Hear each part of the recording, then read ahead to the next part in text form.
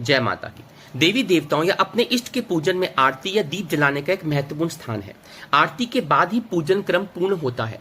आरती और दीपक के महत्व को देखते हुए ही इसे तैयार करते समय कुछ बातों का ध्यान रखना चाहिए।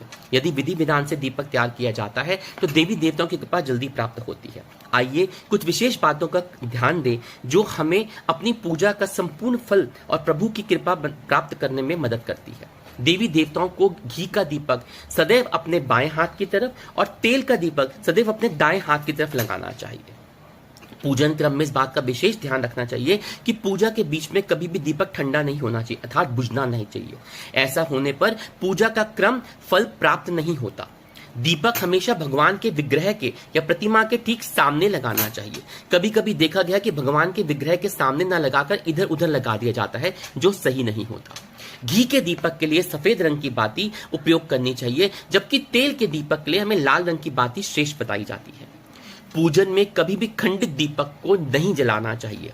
धार्मिक कार्यों में कोई भी धार्मिक कार्य हो उसमें खंडित सामग्री शुभ नहीं मानी जाती, इसका विशेषकर ध्यान रखना चाहिए। किसी भी घर में जब नियमित रूप से दीपक जलाया जाता है तो वहां हमेशा सकारात्मक ऊर्जा सक्रिय रहती है।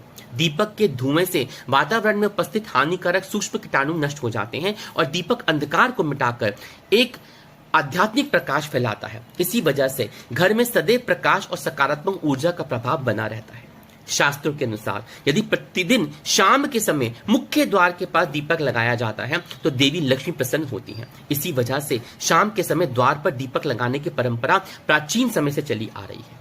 दीपक जलाते समय हमें इस मंत्र का जाप करना चाहिए। शुभम करोति कल्याणम आरोग्यम धनम संपदाम शत्रु वृद्धि विनाशाय दीपम ज्योति नमस्तुते। इस मंत्र का सरल अर्थ यह है कि शुभ और कल्याण करने वाली, आरोग्य और धन संपदा देने वाली, शत्रु बुद्धि का विनाश करने वाली दीपक की ज्योति को हम नमस्कार करते हैं।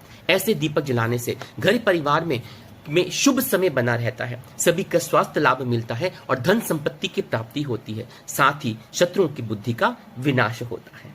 जय माता की।